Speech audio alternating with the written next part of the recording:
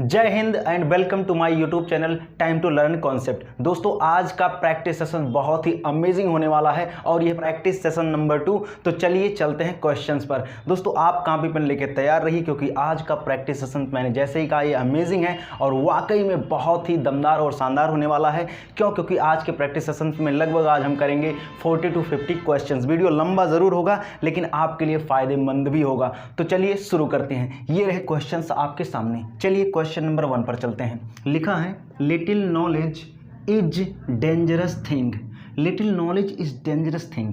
Little ये क्या होता है और नॉलेज आपको पता है ये नाउन है। क्या है ये? नाउन है। और नाउन से पहले हम एडजेक्टिव का यूज कर सकते हैं। तो लिटिल बिल्कुल एडजेक्टिव का ही काम कर रहा है, ऐसी बात नहीं है, एडजेक्टिव ही है। और लिटिल नॉलेज, लेकिन लिटिल का क्या मतलब होता है ये आपको समझना जरूरी है। देखिए लिटिल होता है, द लिटिल होता है, आ लिटिल होता है। लिटिल का मतलब कुछ भी नहीं। बताओ कुछ भी ज्ञान है नहीं और वो डेंजरस थिंग हो सकता नहीं। आपने सुना भी होगा कि अधकचरा ज्ञान यानी कम ज्ञान मूर्खता का प्रतीक होता है। तो जाहिर सी बात है वो खतरनाक चीज़ होती है, लेकिन कुछ तो होना चाहिए ना। तो इसीलिए यहाँ पे हम लगाएंगे अ लिटिल। द लिटिल यहाँ पे गलत होगा, यहाँ पे ए यूज़ करेंगे, बिल्कुल करेक्ट हो जाएगा। चलिए क्वेश्चन नंबर 2 पर आते हैं। It is too hot that one can not go out and play. अब आप ध्यान से देखिए, जिन बच्चों ने ट्रांसफॉर्मेशन अच्छे से पढ़ा होगा उनको ये क्वेश्चन करने में बिल्कुल भी प्रॉब्लम नहीं आएगी। 100% प्रॉब्लम नहीं आने वाली है। यहाँ देखिए it is too hot that one can not go out. One can not go out, बाहर नहीं जा सकता और खेल भी नहीं सकता कोई। कब? जब बहुत ज़्यादा गर्मी हो। तो भाई टू को कौन हटाएगा? टू आपका सो में बदल जाएगा, ये आपने पढ़ रखा होगा। It is so hot that one can not go out and play. चलिए क्वेश्चन नंबर 2 पर आते हैं। चलिए क्वेश्चन नंबर 3 पर आते हैं। I bought some fine furnitures from market yesterday. अब ध्यान दीजिएगा, यहाँ पे मैं एक ऐसे शब्द का जिक्र कर रहा हूँ जो बार बार पूछा गया है। इससे रिलेटेड और भी शब्द हैं, मैं बताऊंगा और आप उसे ध्यान से सुनिएगा, हो सके तो नोट भी कर लीजिएगा। ध्यान से देखिए, I bought some fine furnitures. देखिए फर्नीचर्स, इसका तो प्लूरल बना दिया। और देखिए ध्यान से सुनिए, मैं आपको एक बात बता रहा हूँ, जो मटेरियल नाउन होते हैं, ठीक, जो मटेरियल नाउन होते हैं आप उनका बहुवचन साधारण तरीके से नहीं बना सकते हैं। समझ गए? अगर उनका बहुवचन साधारण तरीके से नहीं बनेगा, साधारण तरीके का मतलब आप उसमें यस जोड़ दीजिए या ईएस जोड़ दीजिए, ऐसा बिल्कुल नहीं होता है। तो यहाँ पे वही किया गया है, फर्नीचर का फर्नीचर्स कर दिया गया, जबकि ऐसा होता ही नहीं है। यानी कि गलती कहाँ है? यहाँ पर। यहाँ क्या होना चाहिए था? फर्नीचर ही केवल होना चाहिए था। देखिए फर्नीचर, एडवाइस, इंफॉर्मेशन, ये कुछ ऐसे शब्द हैं जो एग्जामिनर के मोस्ट फेवरेट वर्ड्स हैं और ये बार बार एग्जाम्स में आते हैं। इनका बहुवचन बनता ही नहीं है। आप कभी भी ऐसा मत करिएगा फर्नीचर्स, इंफॉर्मेशंस, एडवाइजेस, ऐसा कभी नहीं होगा। चलिए क्वेश्चन नंबर 4 पर आते हैं। Radha is my older sister. अब देखो ओल्डर का क्या मतलब होता है। देखो राधा नाम बिल्कुल सही है, इसके साथ ही जाएगा। माई बिल्कुल सही है।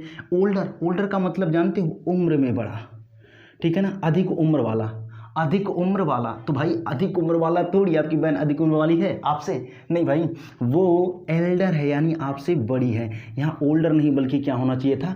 एल्डर होना चाहिए था, आपकी बड़ी बहन है। चलिए क्वेश्चन नंबर 5 पर आते हैं। Himalayas lie to the north of India. Himalaya Bharat के उत्तर में है, भारत के उत्तर में स्थित है। तो देखो हिमालयाज क्या है? ये प्रसिद्ध प्लेस है और दुनिया में यूनिक है ये। और जो भी चीज़ें यूनिक होती हैं अपने आप में, यानी उनका कोई मेल नहीं होता है, तो उनसे पहले आर्टिकल दा का प्रयोग करते हैं। तो इसीलिए इस हिमालय से पहले क्या होना चाहिए था? दा। यानी इसमें किसकी गलती थी? आर्टिकल की गलती थी। अगले क्वेश्चन पर चलते हैं। क्वेश्चन नंबर 6 लिखा है if I was you I would punish you for your wicked nature. यदि मैं तुम्हारी जगह होता तो मैं उसके गलत व्यवहार पर उसे दंडित जरूर करता। अब ध्यान से देखिए, यहाँ पे आप कहीं ना कहीं इमेजिन करने की कोशिश कर रहे हैं और मैंने प्रीवियस प्रैक्टिस में आपको बताया भी था कि इफ से जो भी चीज़ शुरू होती है वो कंडीशनल का कार्य कर रही होती है। यानी कि आप कंडीशनल सेंटेंस पढ़ रहे हैं भाई, ठीक है ना, आप क्या पढ़ रहे हैं? Conditional sentence. समझ रहे हो?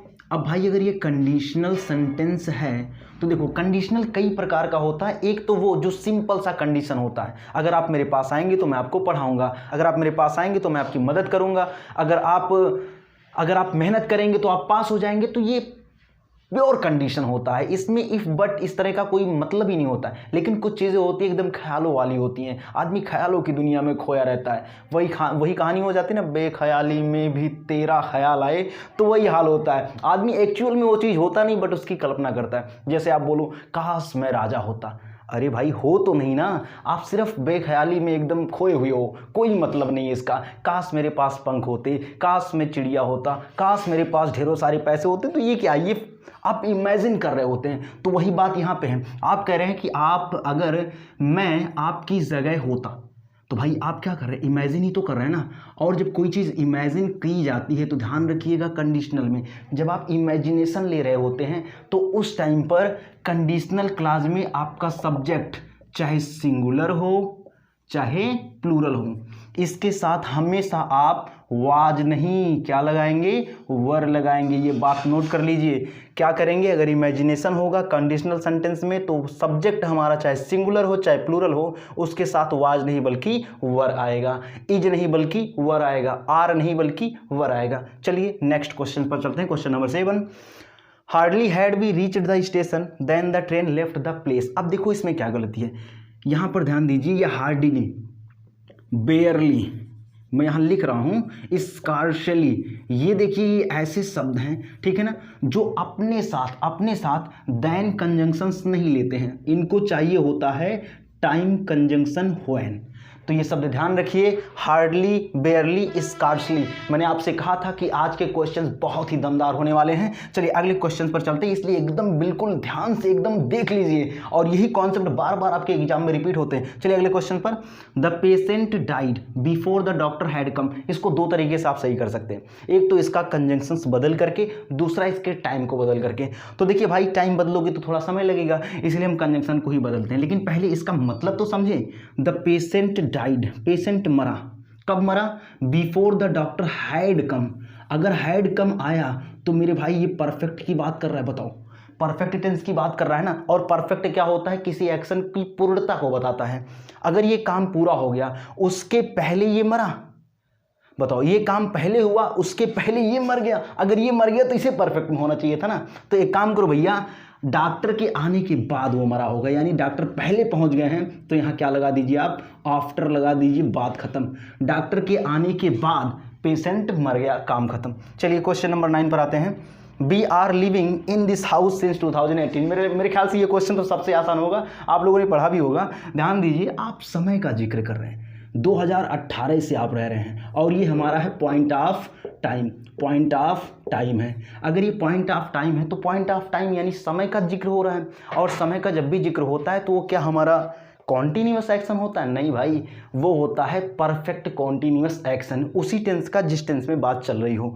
तो आपने देखा कि ये बात तो प्रेजेंट में है, तो यहाँ पर क्या होना चाहिए था, प्रेजेंट परफेक्ट कॉन्टिन्यूअस टेंस। तो क्या लिखेंगे, we have been living, we have been living in this house since 2018, बस आर के स्थान पे हैव बीन होना चाहिए था। चलिए क्वेश्चन नंबर 11 पर आते हैं। लिखा है when she will come she will meet her parents। अभी अभी मैंने आपको बताया कि ये कंडीशनल्स होते हैं, और मैंने जिक्र किया, फिर से मैं बता रहा हूँ कि कंडीशनल्स में क्या होता है, एक प्योर कंडीशन होता है कि अगर वह आएगी तो अपने माता पिता से मिलेगी, एक इमेजिनेशन होता है, और एक परफेक्ट इमेजिनेशन की कैटेगरी में आता है जो आप क्वेश्चंस में देख रहे हैं, क्वेश्चन नंबर 13। तो मैं इसे भी जिक्र करूंगा। चलिए क्वेश्चन नंबर 11 पर आते हैं। लिखा है when she will come she will meet her parents. अब ध्यान दीजिए, यहाँ पर वह आएगी, विल, वह अपने माता पिता से मिलेगी। तो ध्यान दीजिए, जब भी आपका प्रेजेंट इमेजिनेशन लगता है, ठीक है ना, सॉरी,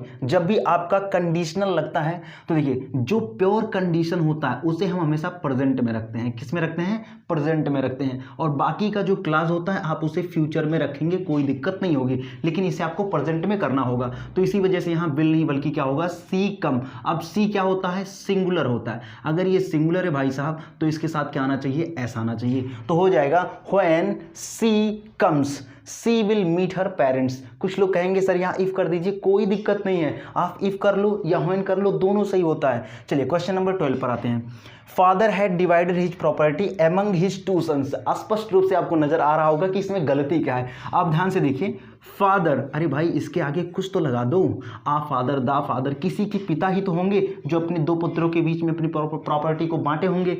तो जाहिर सी बात है यहाँ क्या होना चाहिए था, द फादर। लेकिन अभी ये सुधरा नहीं है, और आगे देखते हैं क्या क्या और गलतियां हैं। देखिए एमंग, एमंग क्या करता है, एमंग जो है वो दो लोगों से अधिक लोगों के बीच में जब कोई शेयर का बंटवारा होता है तो वहाँ पर प्रस्तुत होता है, वहाँ पर लिखा जाता है। बट यहाँ तो टू सन्स हैं, यानी दो ही बच्चों के बीच बंटवारा हो रहा है। अगर दो बच्चों के बीच बंटवारा हो रहा है तो वहाँ बिटवीन शब्द यूज किया जाता है मेरे भाई, वहाँ पे एमंग आता ही नहीं है। अब आपका वाक्य पूर्णतया शुद्ध हो गया। चलिए क्वेश्चन नंबर 13 पर आते हैं। If you had worked hard you would पास। अभी भी मैंने इसका जिक्र करा, एक तो ये, एक अभी पिछले में, मैंने पहले पिछले स्लाइड में मैंने बताया, अब इस स्लाइड में देखिए दोनों एक साथ आ गया है। क्वेश्चन नंबर 13 लिखा है, if you had worked hard, यदि आप कठिन परिश्रम कर लिए होते, हिंदी ध्यान से सुनिएगा, यदि आप कठिन परिश्रम कर लिए होते तो आप पास हो गए होते, यही तो होगा ना। तो ध्यान से देखिए, जब आप इसमें ये हैड वर्कड लगा रहे हैं, इसका मतलब क्या हुआ कि आप अपने पास्ट का रिग्रेट बता रहे हैं, यार काश मैंने मेहनत कर ली होती तो मैं पास हो गया होता, काश मैंने यही 15 दिन जम के सर वाली प्रैक्टिस क्लास ही देख ली होती, तब भी मेरा कम से कम जो ये क्वेश्चन 2 नंबर का गलत हुआ वो तो नहीं होता। तो ध्यान से देखिए, कहीं ना कहीं अपने पास्ट के रिग्रेट को, पश्चाताप को दिखाने की कोशिश कर रहे हैं। और जब भी इस तरह से पश्चाताप दिखाया जाता है तो नेक्स्ट क्लास में वुड हैव पास्ड आता है, समझ गए, वहाँ वुड नहीं, वहाँ वुड हैव और क्रिया की तीसरी अवस्था आती है, समझ गए ना, वहाँ पास्ड होगा, यानी यहाँ पास भी गलत है। तो क्या हो जाएगा, if you had worked hard you would have passed, यदि आपने कठिन परिश्रम कर लिया होता तो आप पास हो गए होते। चलिए क्वेश्चन नंबर 14 पर आते हैं। ही अवेल्ड हिज कैजुअल लीव। देखिए ये ध्यान रखने वाली बात है, याद कर लीजिएगा आप, ठीक है ना, क्योंकि जो प्रीपोजिशंस होते हैं वो कुछ वर्ब के साथ बिल्कुल सटे से होते हैं, एकदम लगे से होते हैं भाई साहब, उसका तो कुछ किया ही नहीं जा सकता, आपको याद ही करना होता है। तो अवेल के साथ हमेशा ऑफ प्रीपोजिशन फॉलो किया जाता है। चलिए क्वेश्चन नंबर 15 पर आते हैं। Kalidas was one of the greatest poet of Sanskrit. ध्यान से समझिएगा इसमें गलती क्या है। कालिदास बिल्कुल कोई नाम है भाई, नाम से पहले आप थोड़ी ना दा लगा दोगे, मेरा नाम है उसके पहले मैं दा लगा दूं, मैं स्पेसिफिक थोड़ी ना हूं, तो इसीलिए वाज तो बिल्कुल सही है। वन, हाँ ठीक, ऑफ द ग्रेटेस्ट पोएट, महान कवि में से एक। अब आप ध्यान से देखिए, पोएट क्या है, सिंगुलर है, सिंगुलर होगा मतलब संख्या एक होगी, और उसी एक संख्या में से आप कह रहे हैं एक है। बताओ, एक ही संख्या, मैं कह दूं कि इन सभी एक संख्याओं में से मैं एक हूं, तो मेरे से बड़ा बेवकूफ़ कोई होगा ही नहीं। क्यों भाई, जब एक संख्या तो एक तो मैं ही तो हो सकता हूँ। हाँ, ज़्यादा संख्या होती तो मैं ये बोलता हूँ 10 लड़कों में मैं भी था एक, तब तो सही था। तो जाहिर सी बात है भाई, यहाँ पे सिंगुलर नहीं होना चाहिए था, क्या होना चाहिए था, प्लूरल। यानी आप क्या लिखते हैं यहाँ पे, पोएट्स लिखते तो बिल्कुल करेक्ट हो जाता, तो होता Kalidas was one of the greatest poets of Sanskrit, यानी महान, सबसे महान कवियों में से एक हैं कालिदास, समझ गए, ये आपको ध्यान रखना तो हो जाएगा, Kalidas was one of the greatest poets of Sanskrit. चलिए अगले क्वेश्चन पर चलते हैं। Question number 16। नाइदर या neither of two boys have done their work. इसमें क्या गलती है, ध्यान दीजिएगा। देखो, जो नीदर शब्द होता है, ईदर शब्द होता है, ठीक है ना, ये सिंगुलर कंसीडर किए जाते हैं, यानी कि सिंगुलर माना जाता है। क्यों, क्योंकि दो बॉयज में से कोई नहीं है, ठीक है ना। टू बॉयज ऑफ जो होता है वो सिलेक्शन दिखाता है, जिसका मतलब होता है में से, तो जाहिर सी बात है दो में से किसी ने भी नहीं अपना काम किया है। तो देखो, अगर ये सिंगुलर होगा तो मेन सब्जेक्ट ये होता और इसके साथ हैव नहीं, हम क्या लगाते हैं, हैज़। अगर इसके साथ हमने हैज़ यूज़ किया तो ध्यान से देखिए, क्या यहाँ दियर होना सही होगा, नहीं भाई, यहाँ पे आप हिज करेंगे, ठीक है। चलिए क्वेश्चन नंबर 17 पर चलते हैं। These informations are for you and me. अभी मैंने बताया, अभी इसका जिक्र मैंने किया, एडवाइस, फर्नीचर, इंफॉर्मेशन, ये ऐसी चीज़ें हैं, ये ऐसे नाउंस होते हैं जिनका आप बहुवचन बनाओगे ही नहीं। तो भैया काहे बहुवचन बना रहे हो, आप तो गलत कर दे रहे हो ना। और देखो, जैसे ये सिंगुलर बनेगा तो यहाँ दीज तो हो ही नहीं सकता है, समझ गए ना, तो हो जाएगा this information is for you and मी। यहाँ दीज भी नहीं होना चाहिए, यहाँ पे क्या होना चाहिए, दिस इंफॉर्मेशन इज, क्यों? क्योंकि भाई सिंगुलर की बात हो रही, इसीलिए यहाँ इज आ जाएगा और यहाँ प्लूरल आ ही नहीं सकता भाई। अगर आप यहाँ पे प्लूरल लगा दे रहे हो तो इसके साथ प्लूरल होना चाहिए। आपको पता चला इसका तो बहुवचन बनता ही नहीं है, तो फिर आप उसके साथ बहुवचन नहीं लिख सकते हैं। तो हो जाएगा this information is for you and मी। चलिए क्वेश्चन नंबर 18 पर, बर्न द कैंडल, कैंडल को जलाओ। बर्न का मतलब क्या होता है? जल जाना, खुद ही जल जाना। तो भाई वहाँ बर्न नहीं होता है, वहाँ होता है लिट, ठीक है ना। लिट माने होता है जलाना, ठीक है भाई। कैंडल को आप जलाते हैं, ठीक है ना, वो जल नहीं जाता है। चलिए question number 19, where you have kept your box. इसमें क्या गलती है? इसमें देखते हैं कितने लोग गलती ढूंढ के पहले से ही रखे अपने दिमाग में। चलिए मैं बताता हूँ। पहली चीज़ आप ये जानो, यहाँ व्हेयर लगा के प्रश्न किया गया है, तो मेरे भाई फुल स्टॉप आ ही नहीं सकता है।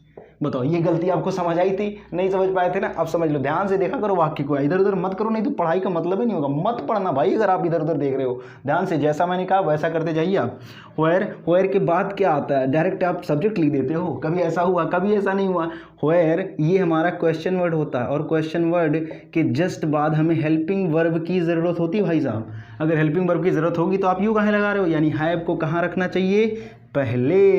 इसका मतलब हैव यहाँ गलत है, यहाँ पे होगा व्हेयर हैव। यहाँ पे मैं लिख दे रहा हूँ, आप ध्यान से देखिएगा। Where have you kept your box? Question mark. चलिए क्वेश्चन नंबर 20 पर आते हैं। He died from dengue last year.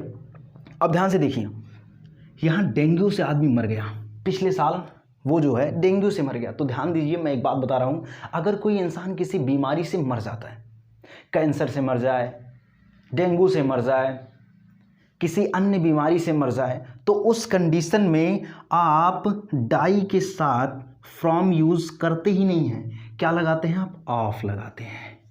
He died of dengue, he died of cancer last year. समझ गए? चलिए क्वेश्चन नंबर 21 पर, अ burning man always afraid of fire. मैंने आपको कई बार समझाया कि आप अंग्रेजी को रटने की कोशिश ना करें, सिर्फ समझे वाक्य कहना क्या चाहता है। चलो देखो, अभी अभी वो समझ आपको काम आएगी।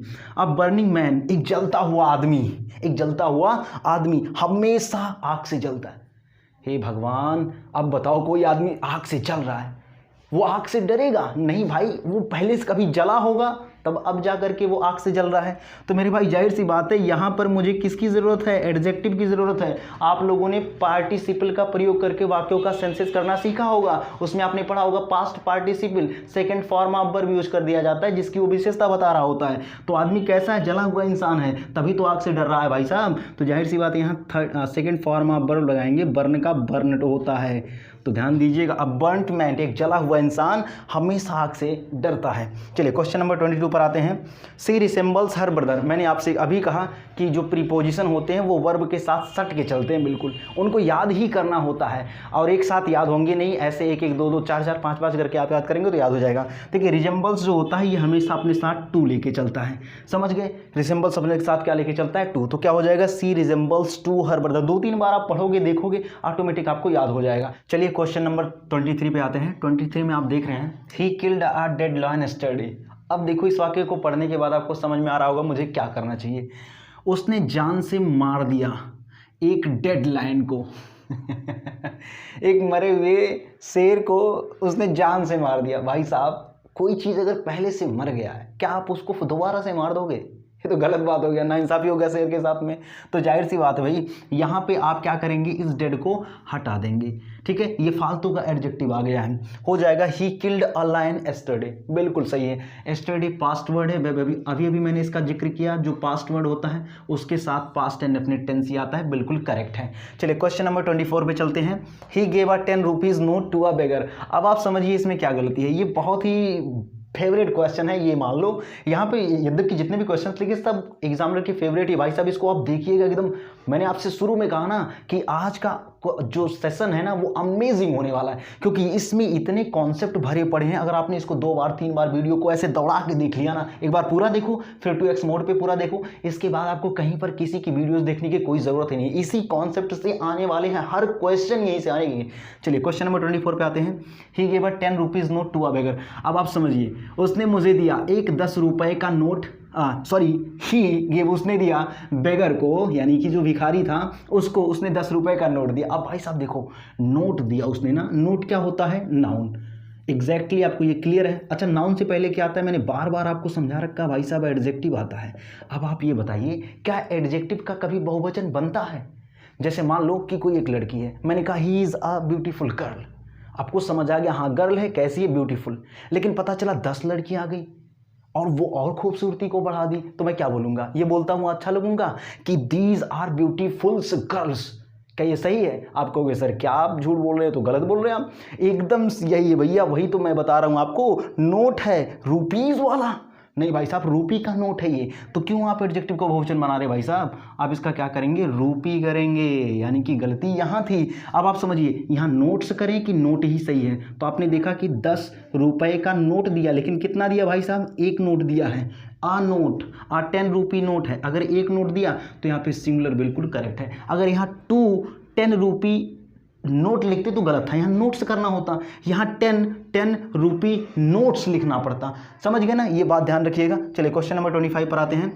आई saw many are dead soldiers walking in the park. ये चीज़ आपको समझना है, ध्यान से समझिएगा। यहाँ पे एक वर्ड है मेनी आ, ठीक, ये देखने में लगता प्लूरल है, लेकिन जब मेनी आ यूज़ कर लिया जाता है तो मेरे भाई क्या होता है कि इसके बाद जो भी नाउन आता है ना, वो सिंगुलर आता है, कभी भी प्लूरल आता ही नहीं। या ध्यान रखिए, एकदम दिमाग में बैठा लीजिए इस बात को कि इसके साथ तो सिंगुलर ही आएगा, प्लूरल आ ही नहीं सकता है।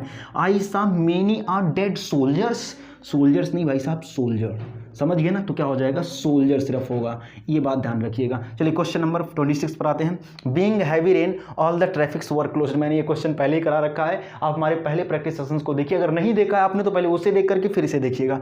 यहाँ पे मैंने स्पष्ट आपको बताया था कि देखो सभी ट्रैफिक्स क्या हो गए थे? क्लोज कर दिए गए थे। कब क्लोज किए गए? जब भारी वर्षा हुई। तो देखिए ये भी आपका एक वर्ब है, बोलो हाँ। वर क्लोज्ड, ये भी एक वर्ब है, बोलो हाँ।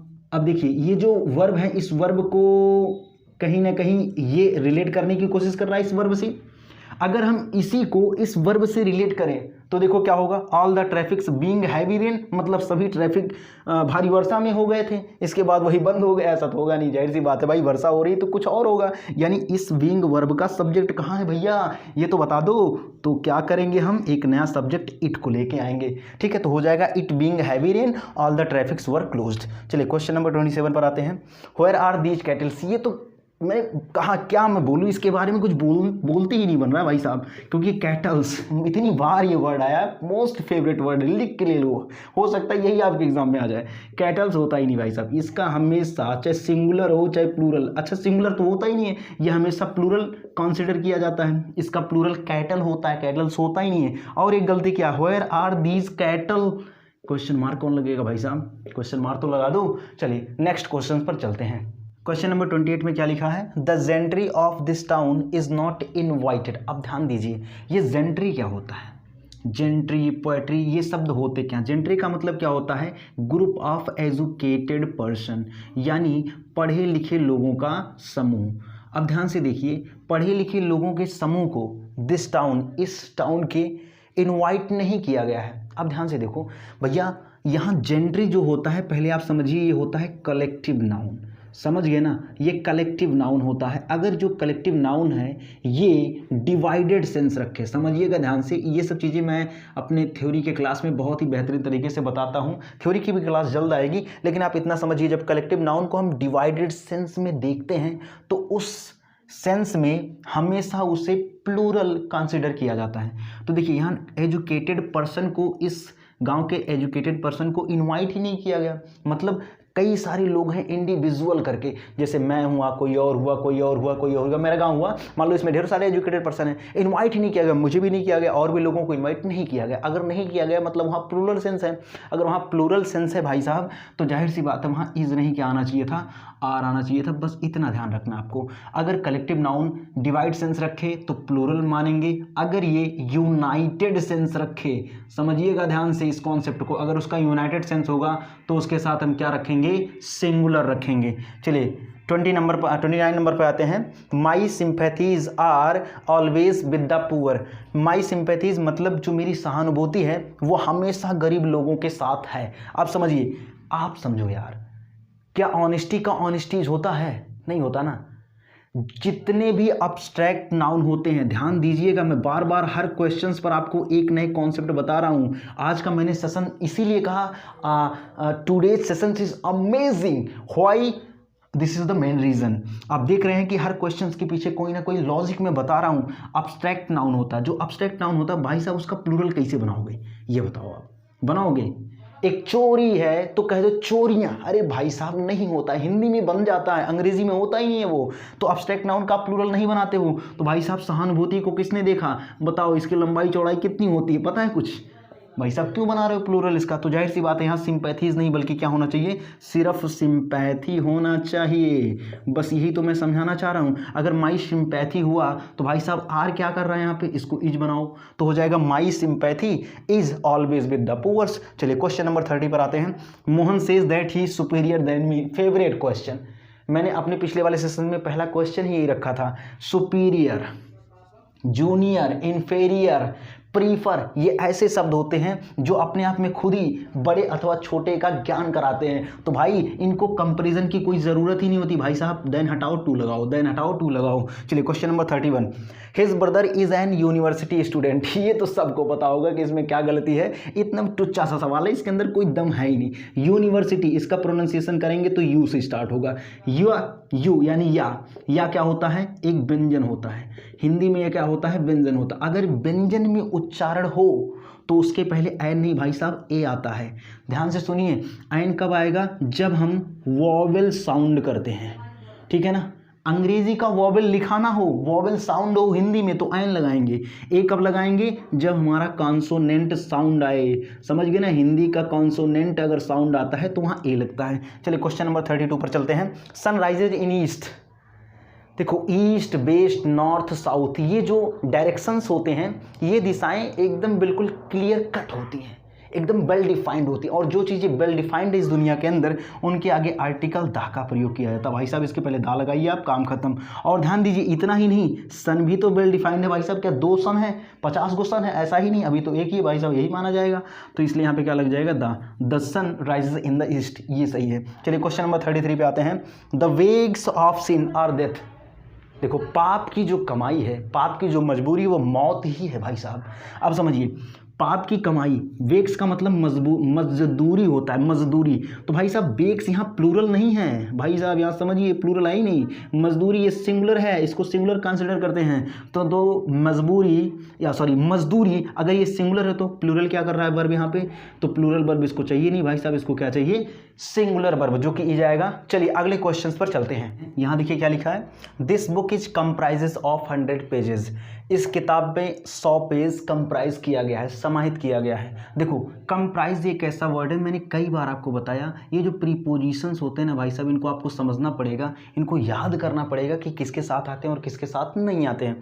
तो देखो कंप्राइजेस कभी भी ऑफ फॉलो करता ही नहीं है, तो यानी कि ये अकेले आएगा, जब भी आएगा तो ये अकेले आएगा। तो यहाँ ऑफ गलत था, ऑफ हटाइए, बिल्कुल सही है।